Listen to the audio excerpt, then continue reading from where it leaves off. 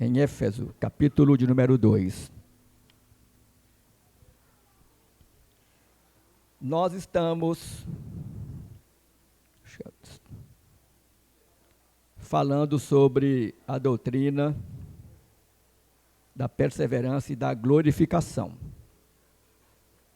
E, obviamente, que nós sabemos que Deus, na sua infinita sabedoria, antes da fundação do mundo, antes de criar qualquer coisa, antes de criar Adão e Eva, ele, trinitariamente, ele aprovou a eleger para a salvação milhares de milhares, milhões de milhões.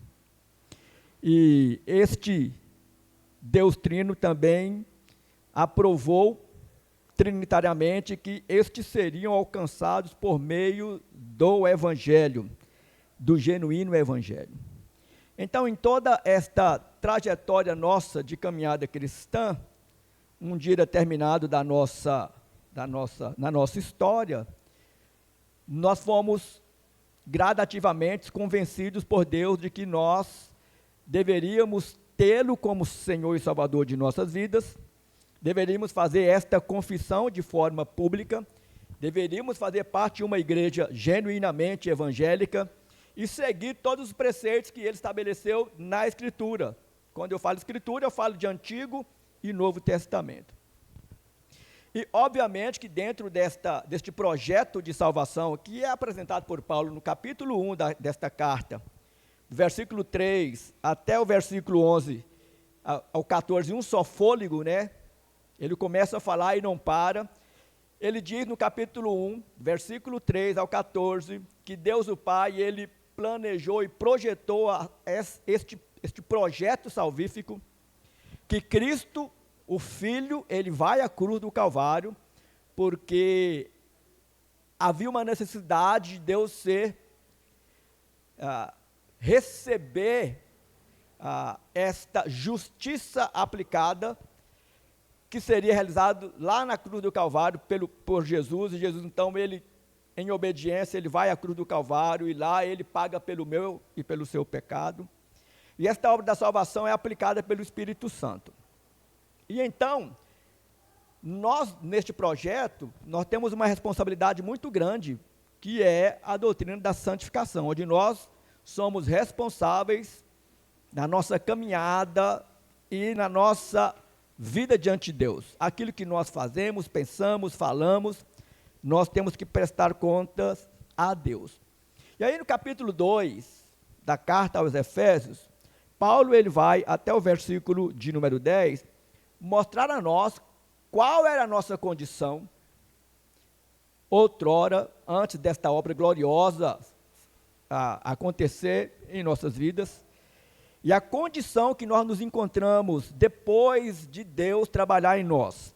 Vamos ler, capítulo 2, e por que eu separei este texto? Para deixar bem claro, irmãos, que nesta jornada que nós hoje desenvolvemos, que trilhamos nesta árdua caminhada à Nova Jerusalém, à terra de Canaã, nós não tínhamos e não teremos como chegar ao destino final, se não for por meio desta graciosa obra, presença, permanência e direção de Deus sobre nós.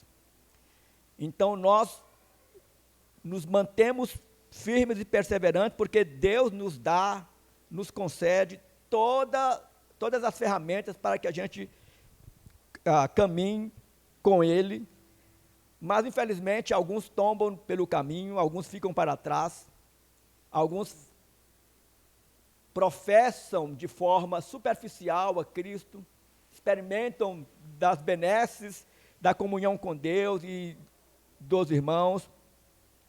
Alguns apostatam da fé, caminham anos conosco, apostatam e não querem mais ouvir falar de Deus.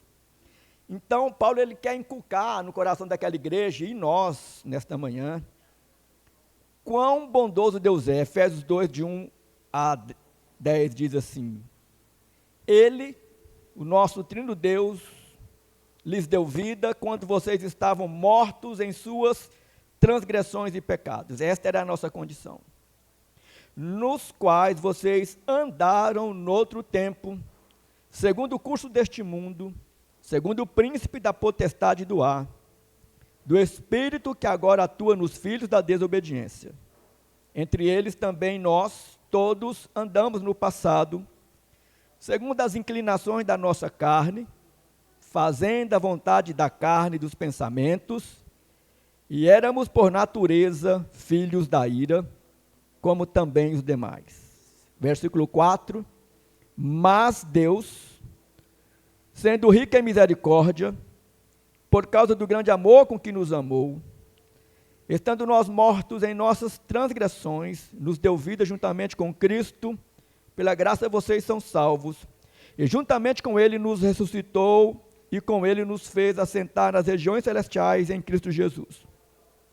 Deus fez isso para mostrar nos tempos vindouros a suprema riqueza da sua graça, em bondade para conosco, em Cristo Jesus.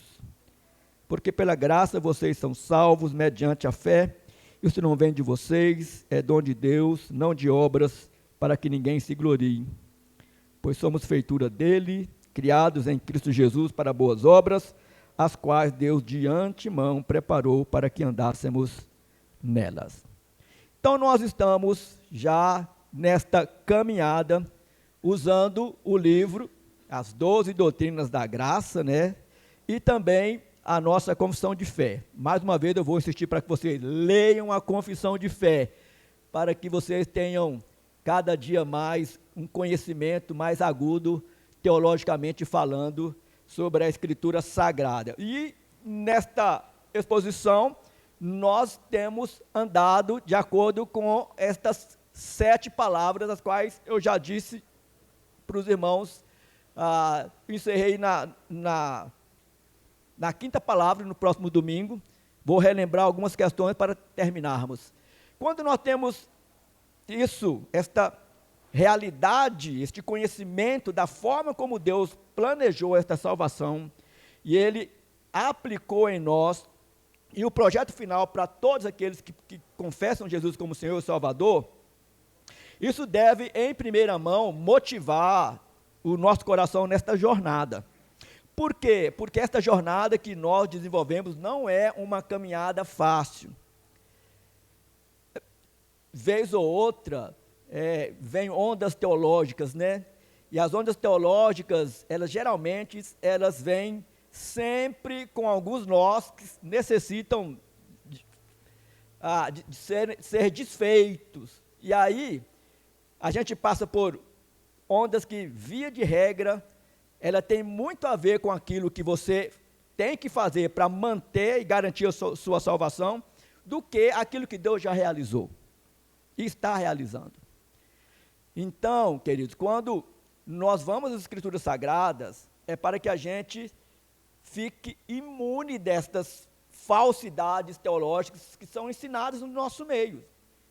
E quando o homem é colocado no centro e o homem se torna o garantidor da sua salvação, este carrega um fardo que ele não consegue carregá-lo. Nós que vivemos dentro de uma igreja genuinamente evangélica, que ensinamos as Escrituras com muita fidelidade, vez ou outra deparamos com alguns irmãos que ainda têm dúvidas sobre a sua salvação, com alguns irmãos que ainda pensam que a salvação depende daquilo que ele faz, ou que ele foi salvo porque ele era uma pessoa honesta, ele era um bom pai ou uma boa mãe, essas questões que são totalmente contrárias às Escrituras. Então, quando eu conheço de fato, de verdade, como Deus agiu no passado, a forma como Deus age hoje conosco, e como Ele vai nos conduzir ao processo final, isso deve motivar a nós, cada dia mais, nos achegarmos às Escrituras Sagradas, a ter um tempo de oração fiel para com Deus, e mantermos uma comunhão real com a igreja. Eu disse, acho que semana passada, que infelizmente o número de desigrejados eles vem crescendo de forma avassaladora, né? E é muito comum você conversar com as pessoas e numa rápida conversa, 70% a 80% de pessoas que você conversa no dia a dia, ou eles já tiveram uma experiência de congregar em uma igreja, ou eles conhecem a Escritura e estão afastados. Dias atrás eu estava conversando com o Walter. Irmãos, preste atenção. A maioria das pessoas que você conversa, elas conhecem a Cristo e conhecem a dinâmica da vida da igreja. Então, você se manter em uma igreja não é muito fácil, não. Não é? Nós fazemos parte de uma igreja porque isso é exigido de Deus. O autor aos Hebreus diz que nós não devemos parar de congregar como alguns param, como alguns deixam de congregar. Então, esta ideia de sermos motivados pelo próprio Deus, isso é extremamente importante na nossa caminhada. E aí eu lembro do Salmo 73, que eu disse aqui para os amados, que Asaf, ele temporariamente, o homem firme com Deus, caminhava com Deus, comungava com Deus, com os irmãos, ele teve um momento onde ele começou a observar as pessoas à sua volta, e ele começou a chegar a uma conclusão de que a vida destes era uma maravilha. Eles não andavam com Deus, mas tudo conspirava em favor deles. E ele diz, até o momento que eu entrei na presença de Deus e ouvi qual seria o fim dos ímpios.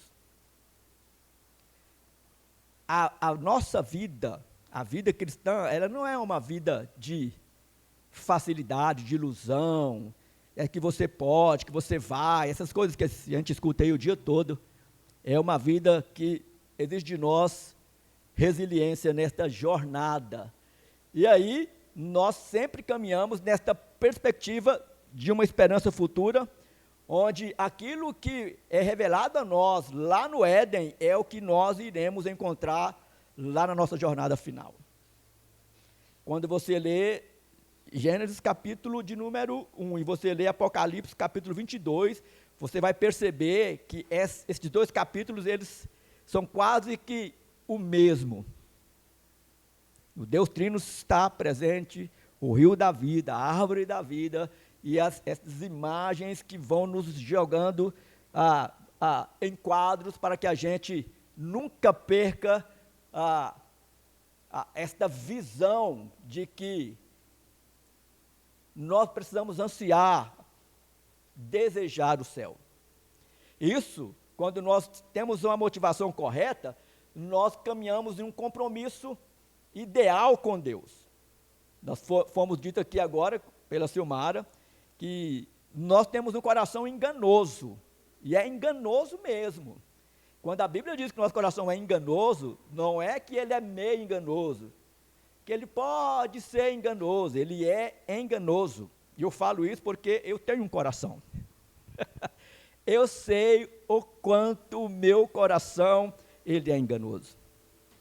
E quantas vezes eu preciso parar envergonhado diante de Deus, para que eu me retrate com Deus, eu peça perdão para Deus, para que, é só você dar vazão ao seu coração, dá vazão ao seu coração e você vai perceber aonde o seu coração, ele te levará. E aí, dentro desse quadro, nós vimos que se faz necessário tempo para ler a palavra e tempo para orar. Nós não temos mais tempo para quase nada na vida.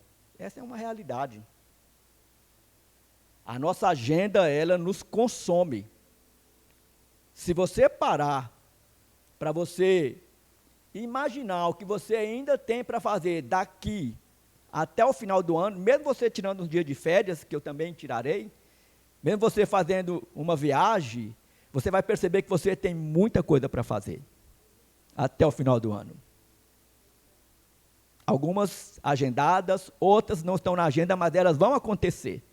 E se nós não tirarmos tempo para a leitura da Escritura e para orar, queridos, nós somos consumidos pelos afazeres, pelas atividades, por coisas que vão inundar o nosso coração e logo nós estaremos nos orgulhando de termos a nossa agenda superlotada.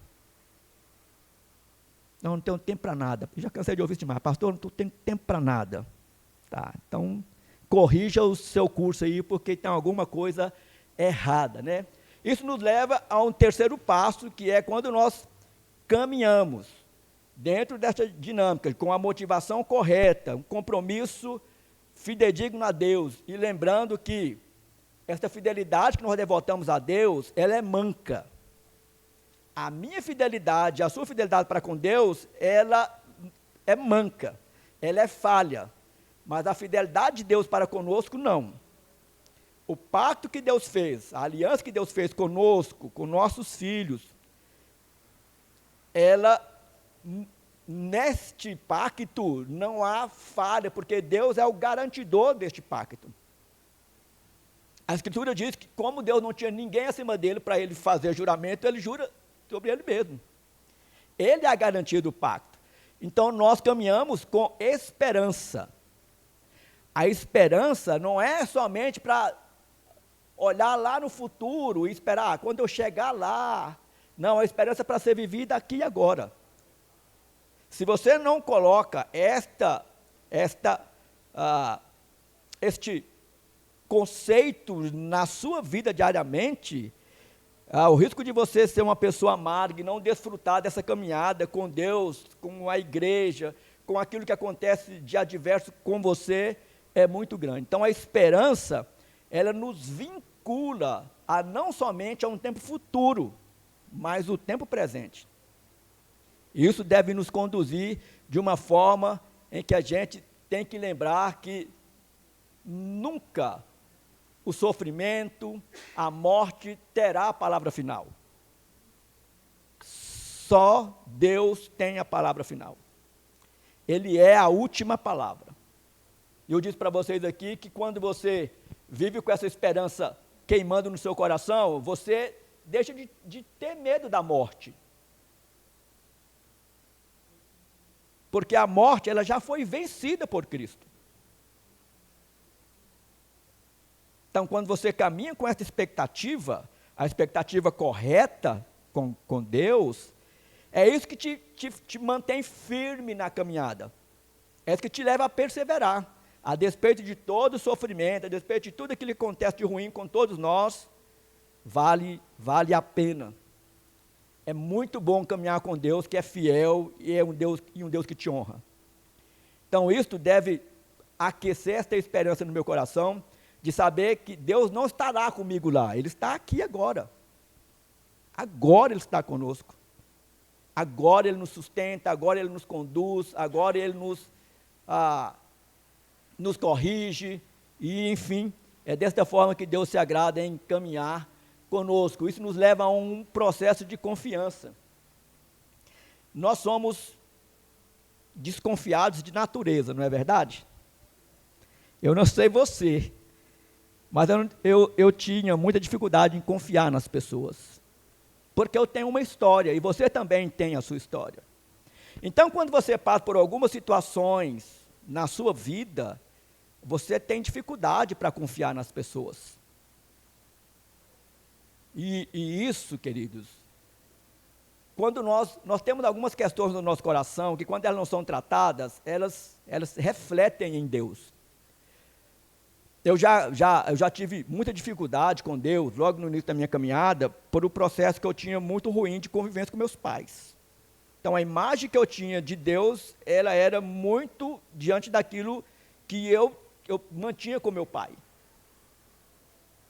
E nós temos as nossas histórias que nos marcaram, nos machucaram, mas Deus, Ele se revela a nós de uma forma tão gloriosa e tão maravilhosa, que Ele não deixa nenhuma brecha ou 1 milímetro para que a gente possa desconfiar dEle. Pare e pense se tudo aquilo que Ele te prometeu, se Ele deixou de cumprir. Se tudo aquilo que Ele falou, se revelou, dizendo que Ele era por meio de seus atributos, se há alguma falha neles. Quando Ele fala que Ele é bom verdadeiramente. Quando Ele fala que Ele nos ama, Ele ama como ninguém ama. Quando Ele fala que Ele cuida como ninguém cuida. Então, se nós não curar o coração, essas coisas refletem em Deus. Isso traz a nós um prejuízo muito grande. Então, esta confiança em Deus é você ter e confiar nele de uma forma sem nenhuma reserva. É se jogar mesmo, é se entregar a ele e deixar ele conduzir o seu caminho. A dificuldade minha e sua é que nós geralmente entregamos a Deus não entregando, né? Confia não confiando. Espera não esperando. Porque, na verdade, eu e você, nós queremos estar na direção, no controle. E aí eu lembro do Salmo 118, que diz que é melhor confiar, melhor é buscar refúgio, do que... Às vezes a gente lê versículos como esse, a gente pensa, parece que algo tão superficial, né? Algo tão corriqueiro, mas pare e pense por alguns segundos. O que um versículo desse significa verdadeiramente? Quando ele diz que é melhor buscar refúgio no Senhor do que confiar em você mesmo. Ou nas outras pessoas. Ou nos seus projetos. Ou nos seus bens, no seu status. E aí pode trazer buscar refúgio no Senhor, queridos. Num tempo como nós vivemos hoje, existe algum lugar melhor para se estar num tempo tão turbulento como o que nós vivemos, que não seja aos pés de Deus? Qual outro lugar que a gente encontra refúgio de verdade fora de Deus? Diga lá, minha irmã Sandra. Eu lembro do Salmo, o Salmo que é usado como amuleto, né? Que aqueles que se escondem, né, debaixo das asas do Altíssimo. O Salmo é usado como um amuleto aí, como espantar mau espírito aí nas casas, né? Espírito imundo, essas coisas todas. Mas, queridos, a imagem daquele Salmo, alguns teólogos dizem, é que quando se fazia a colheita do trigo, então ficava a palha, e geralmente as galinhas, elas colocavam seus ovos ali, chocavam seus ovos ali, e muitas vezes se colocava fogo naquela palha.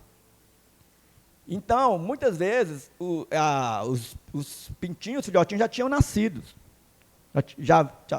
E quando o fogo chegava, o que a galinha fazia? Colocava tudo debaixo dela, morria esturricada, mas salvava os filhotinhos. Essa é a ideia do Salmo. Estar debaixo das asas do Altíssimo é estar sob a guarda de alguém que não deixa ninguém te tocar.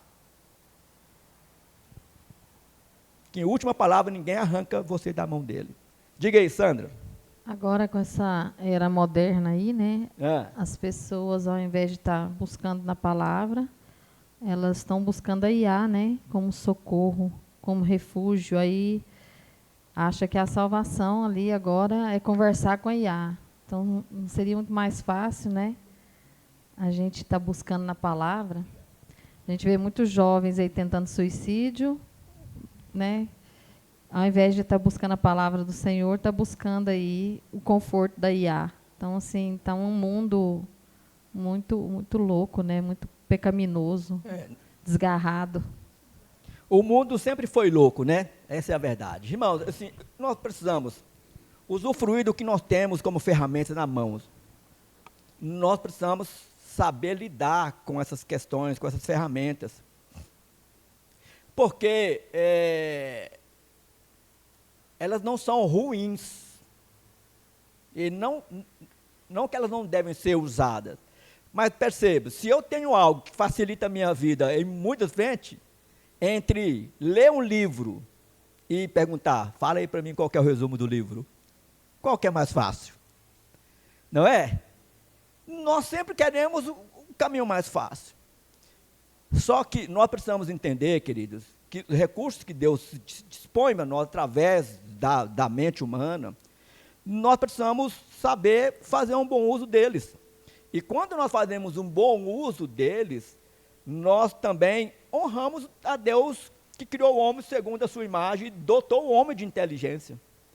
Agora, a questão, Sandra, que é muito difícil para nós, é que a IA é o último recurso, né? Agora, mas quantos outros o homem buscou? Quando as coisas vêm sendo facilitadas, né? A minha geração é uma geração que nós passamos por todas essas mudanças, né? De tecnologia, né? Televisão a cores da minha geração eu assistia, porque não tinha televisão colorida, ou a cores. Eles compravam a tela, a tela era, alguns vão lembrar, 3 cores. Um vermelho que não era vermelho, um verde que não era verde, um azul que não era azul. E você colocava na tela da televisão. Não era desse jeito? Hoje, a televisão, o recurso, sim. E isso é bom. Fazer o bom uso da tecnologia, nós temos que fazer o bom uso da tecnologia. O que nós não podemos abrir mão, irmãos, é daquilo que, de fato, vai trazer a correta direção para a nossa vida e para o nosso consolo. Muito antes da IA, já havia suicídio para o Japão, muitos países aí. Eu morei na cidade de Barra do Garças, e uma coisa que é assustadora na cidade de Barra do Garças é o número de suicídio no ano. E é quase que uma coisa assim assustadora. Todo ano na cidade de Barra do Garças era vários e vários suicídios. E eu perguntava às pessoas que dali mesmo, e nenhuma delas sabia explicar o porquê tantas pessoas se suicidavam ali. Não tinha assalto, latrocínio, homicídio, um ou outro, mas suicídio de um número assustador. Então, o coração do homem, quando ele não é preenchido por Deus, e até alguns irmãos cometem essa loucura. A Bíblia alerta sobre isso, né? Sim. Há um versículo lá no Antigo Testamento que diz: por se multiplicar a ciência, com o amor de muitos se esfriará. Sim, A sim. multiplicação da ciência, o pessoal se entrega a ela e esquece, até foi citado pela chamada, né? A falta da leitura da Bíblia. Sim. A questão que nós não podemos, irmão, é abrir mão dos recursos como se eles fossem ruins, né? A gente tem que fazer... Eu sou da época da Barça. Alguém conhece a Barça aqui? A dificuldade que a gente tinha para fazer um estudo. Não é? Tinha a Barça e a Mirador. Mirador, se não fala a memória. Mirador. Não era? Isso. Era a prateleira assim, você pegava um tema, por exemplo, a palavra, você ia lá.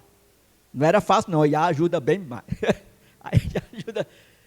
E isso te leva, quando você caminha com Deus seguro, querido, de que esta obra é dele, e que você, quando você assume a sua responsabilidade diante de Deus, da parte que compra você, isso nos leva a temer a Deus em primeira mão.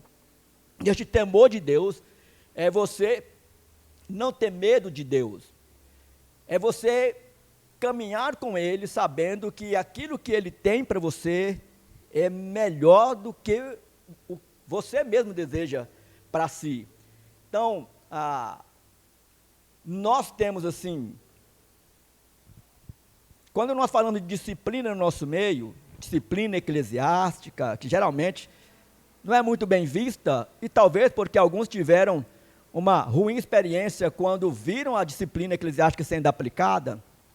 Eu já vi a disciplina, falando em igrejas nossas presbiterianas, a disciplina eclesiástica sendo aplicada, chamando os irmãos da frente da igreja e expondo os irmãos, assim, estão aqui porque fizeram isso, e agora estão disciplinados, e não pode isso, e não pode aquilo, e alguns desses nunca mais voltaram na igreja. Sabe? Só que quem é que normatiza a disciplina? A Escritura. A Escritura, ela nos conduz a a você lidar com situações que requerem disciplina eclesiástica, de uma forma que, em última instância, o faltoso, ele se sentirá pastoreado, ele se sentirá cuidado, e ele vai esforçar para ser restaurado. E ele vai ansiar por este momento desta restauração. Porque a verdadeira disciplina, ela é aplicada, por Deus. É Deus que, em primeira mão, vai tratar conosco. Entende? Mas a disciplina eclesiástica, ela se faz necessária porque é a forma que Deus deu à sua igreja para mantê-la pura, para caminhar de acordo com esse processo em que Ele traçou para nós. Só que Deus tem a sua forma de nos disciplinar, Ele conosco. Quantas vezes, e você também, já passou por esta disciplina de Deus?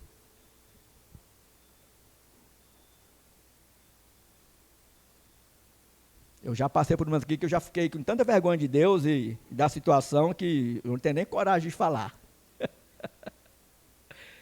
Porque Deus, Ele nos trata, e nos trata algumas vezes de forma dura. Deus nos trata de forma dura, porque Ele nos ama. Então, da mesma forma, quando nós aplicamos aquilo que Deus tem para nós, nós temos uma relação vertical com Deus e uma relação horizontal com os irmãos, e esta comunhão com Deus é aquilo que nos motiva a comunhão uns com os outros. Só que a comunhão de Deus para conosco, ela não tem falha, mas da nossa para com Ele, e da nossa para com os nossos irmãos, ela é muito falha. Porque mesmo com todo conhecimento de escritura que nós temos, ainda nós temos dificuldade para relacionar com um ou outro irmão. Ontem eu estava, hoje vindo para a igreja, conversando com a Cristina e o Rafael, e chegou uma jovem aqui na igreja, mais ou menos um mês atrás, um mês e pouco. E essa menina, ela chegou e ela está assim, enturmada. Ela chegando. Boa de relacionamento, alegre, conversa, está na sala de fundamento da fé, quer fazer a sua pública profissão de fé. Em contrapartida, chega alguns, ou tem alguns que é da igreja que já estão há muito tempo, que tem essa dificuldade natural, dela ou dele, de se relacionar com as pessoas, de conversar, de aproximar. Mas isso, queridos, entre nós, precisa ser quebrado. Nós somos um corpo só, somos irmãos em Cristo, e nós precisamos, no mínimo, conhecer, no mínimo, saber o nome de quem faz parte da mesma igreja que a gente, entende? Isso é importante para a nossa caminhada. É muito ruim quando você passa por um irmão que congrega com você, domingo após domingo, e você não sabe o nome, não sabe quem é, e por isso você não faz a mínima questão de ir lá conversar e falar, como é que é seu nome? Uma historinha verídica, dois rapazes trabalhavam numa distribuidora de medicamento aqui, de Goiânia, chamada Panarela. Alguém já ouviu falar dessa empresa? E eles eram gerentes das duas maiores áreas da empresa. E sempre estavam juntos, reuniões, viagem. E aí, depois de muito tempo juntos, conversando, um falou que era crente. E falou, não acredito aí. Como assim crente? Tanto tempo que a gente trabalha junto. Eu sou crente. E eu também sou. Qual igreja? Presbiteriana. Eu também sou. Você é o quê? Presbítero? Eu também sou presbítero. Não acredito. Tanto tempo juntos, viajavam muitas vezes juntos, ficavam no hotel, muitas vezes no mesmo hotel, e não sabia que nem era crente. Entende? O que nós devemos fazer, queridos, é que quando nós desfrutamos desta comunhão, da forma como Deus requer de nós, essas barreiras elas vão sendo quebradas, isso traz uma base segura a nós. Essa base segura é Deus. E Deus é aquele que molda o nosso coração, como disse muito bem a Silmar hoje aqui de manhã.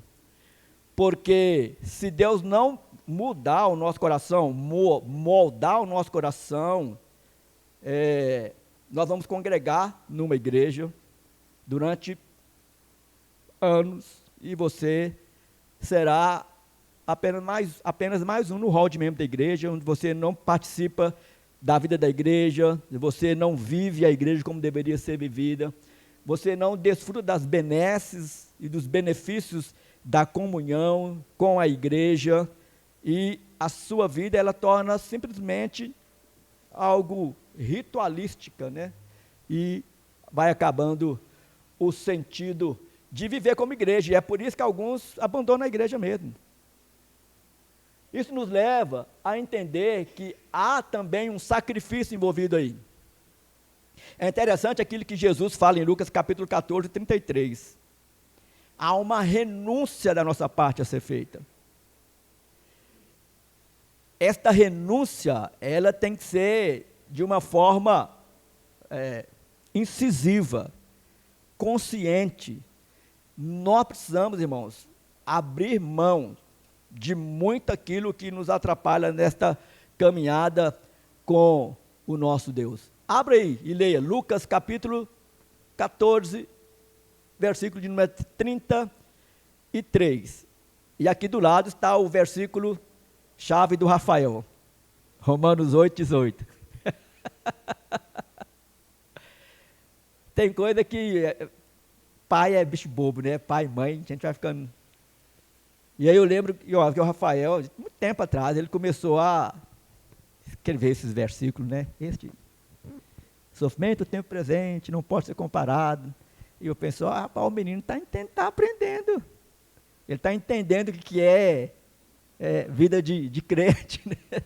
Isso é muito bom para nós, ver que os filhos, eles vão entendendo a dinâmica da vida cristã. E usufrui dela. Usufrui disso. Jonas, lê para nós aí Lucas 14, versículo de número 33. E a gente precisa entender o que Jesus está dizendo.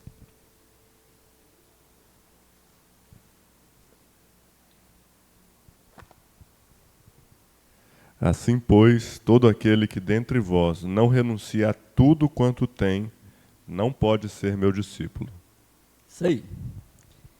Em outras passagens, Jesus diz que nós temos que amá-lo acima de nossos pais, nossos irmãos, irmãs, e aí. Passagem que nós lemos, ela não está ensinando o ódio à família, ela fala sobre o compromisso absoluto do coração. E nós ouvimos aqui na parte da manhã. Todo mundo faz sacrifício por alguma coisa. A questão é, por quem?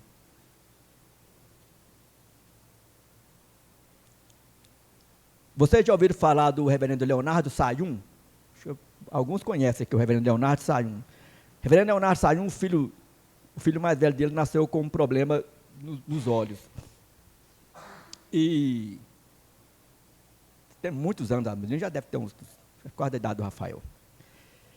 E eu lembro, uma vez, estávamos conversando, alguns pastores, e ele falou, irmãos, eu preciso falar uma coisa para vocês. Logo quando foi diagnosticado a situação do meu filho, o oftalmo falou que ela era irreversível. E que provavelmente meu filho não iria enxergar futuramente. E um dia eu orei para Deus, dizendo, Senhor, tira os meus olhos e dá para o meu filho. Eu prefiro ficar cego e que meu filho veja. E ele disse que Deus respondeu para ele, se eu precisasse dos seus olhos para o seu filho enxergar,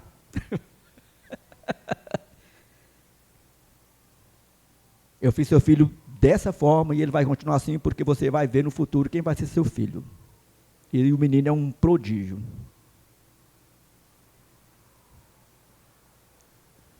A gente precisa confiar, aprender a confiar em Deus, queridos. E não é fácil, pensa, numa situação dessa. Ou eu já disse isso para Deus. Entre os meus filhos e eu, Senhor, pode me levar. Eu me sacrifico no lugar dos meus filhos. Olha a tolice que a gente fala. Já falou isso? como se Deus tivesse necessidade de a gente agir desta forma. Deus, ele requer sim renúncia de nós, sacrifício, porque isso nos leva a Ele, a submeter a Ele, a confiar nele, mas não é esse tipo de sacrifício tolo que Deus requer de nós, não é? E que geralmente é aquilo que vem à nossa mente, ao nosso coração. E aí, quando nós agimos dessa forma e nos entregamos a Deus, querido, a gente precisa calcular aquilo que Deus realizou por nós. A gente precisa pesar esta obra de Cristo e de tentar medi-la, calculá-la assim, de uma forma que a gente entenda a profundidade, a largura, né, a altura desta obra. A gente precisa, a cada dia mais, buscar compreender esta obra, porque é desta forma que nós vamos valorizar a obra de Jesus Cristo. Quando você entender qual era a sua condição, conforme nós lemos aqui em Efésios capítulo 2, de versículo 1 a 10, qual era a sua condição no passado. E a sua condição de passado era uma condição de condenação. Mas não era só de condenação lá no passado, não, era de condenação futura também.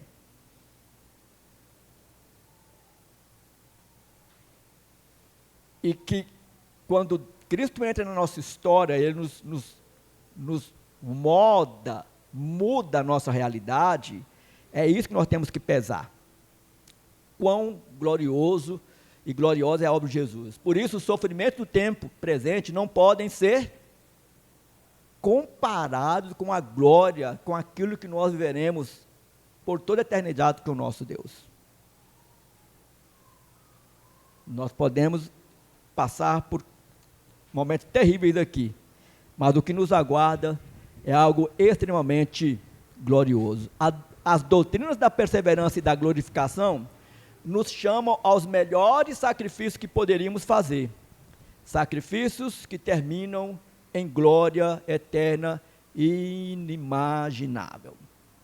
E aí, nós vamos à última palavra. Quando nós fazemos a rota correta, nós temos uma perspectiva correta.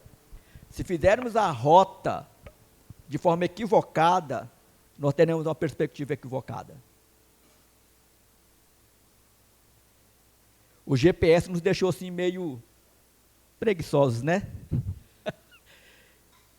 A nossa geração entrava num ônibus coletivo, ia do outro lado da cidade, tinha vezes que nós não tínhamos nem o nome da rua, nem a quadra. A gente tinha o nome do setor. Igreja Presbiteriana Fim Social. Nós vamos lá, então, entrava no ônibus coletivo e ia parar lá na igreja. Já fizeram isso? Hoje você coloca no GPS e se perde ainda. Porque o GPS também erra, viu? O GPS, ele equivoca, vez ou outra, né? A Andréa foi lá em casa esses dias, colocou no GPS, o GPS mandou ela lá para o outro lado da cidade. Então, é fácil achar que as coisas em nossa vida assumam importância muito maior do que a sua verdadeira importância. O que importa mesmo, querido, o que importa mesmo para nós, é aquilo que tem a ver com a obra gloriosa de Jesus em nós. As demais coisas, elas somam a tudo isso, devemos desfrutar de tudo isso. Mas elas não podem assumir a importância que tem que ser dada à obra gloriosa de Jesus. Porque a bênção de Deus sobre nós, que é outra questão também que nós quase que não convivemos ou praticamos isso, que é a bênção de Deus, ou a bênção do Pai para o Filho. Mais uma vez, a geração a nossa geração, era impensável você passar pelos seus pais ou tutores sem pedir a bênção, né? E lá em casa ainda até hoje isso permanece. E eu espero que para os meus netos também, bisnetos. Você já parou para pensar o quão abençoador é você abençoar e ser abençoado. Abençoar alguém é algo maravilhoso. É você desejar a ele ou a ela aquilo que só Deus pode dar. E é isso que Deus faz conosco. E Deus nos abençoa com uma perspectiva futura. A bênção dele está sobre nós e continuará até o último suspiro e continuará até a eternidade. Lá, e a bênção araônica, a Cristina não gosta muito da bênção araônica, não, de falar da Cristina. Ah, não, amor, acho sem sentido essa bênção araônica. Falei, mas não é. Está na Escritura, ela tem um sentido, né?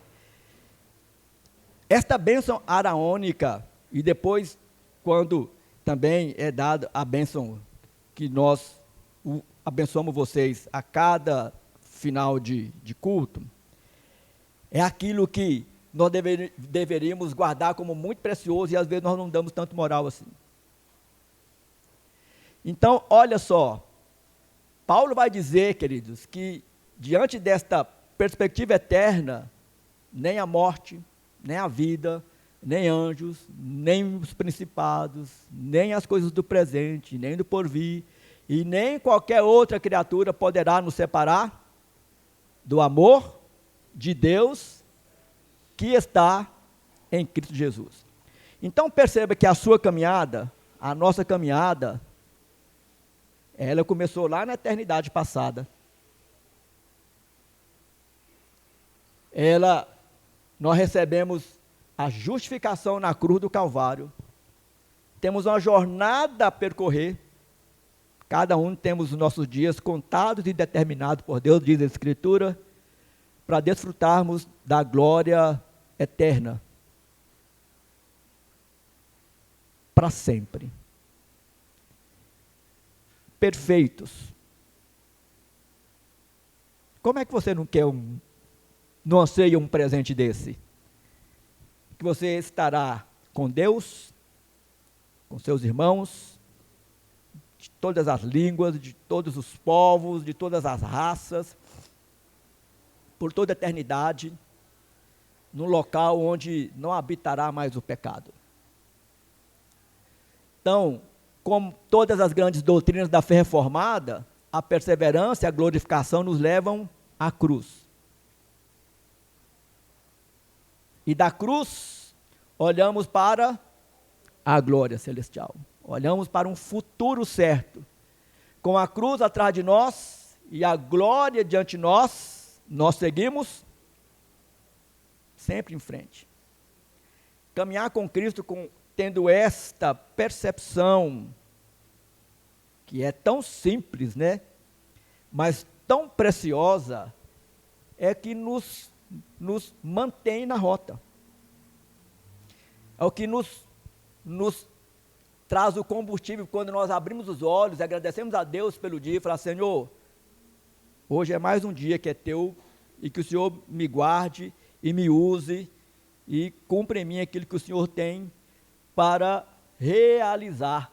Por isso, nós podemos concluir que Cristo nos leva nesta jornada. Ele diz conosco, para nós, que Ele estaria conosco todos os dias, queridos. Eu estarei com vocês todos os dias, até a consumação dos tempos. Não é um qualquer que está prometendo, é o próprio Cristo.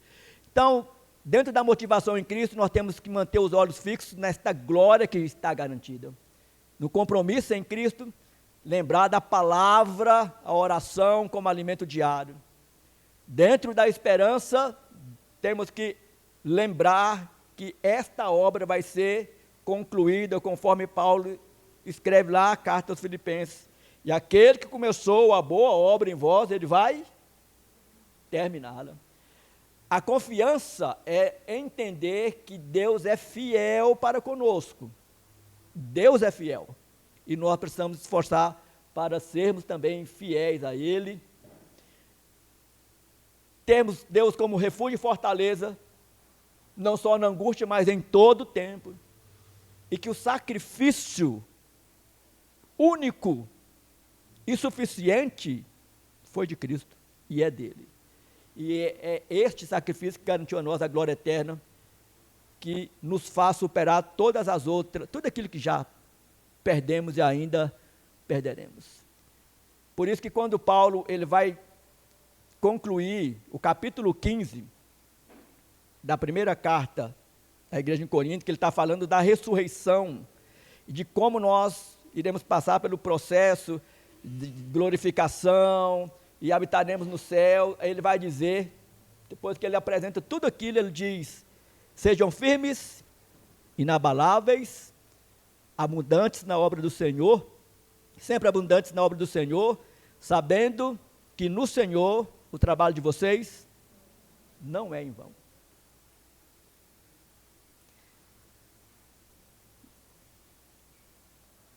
Eu quero concluir, irmãos, orando.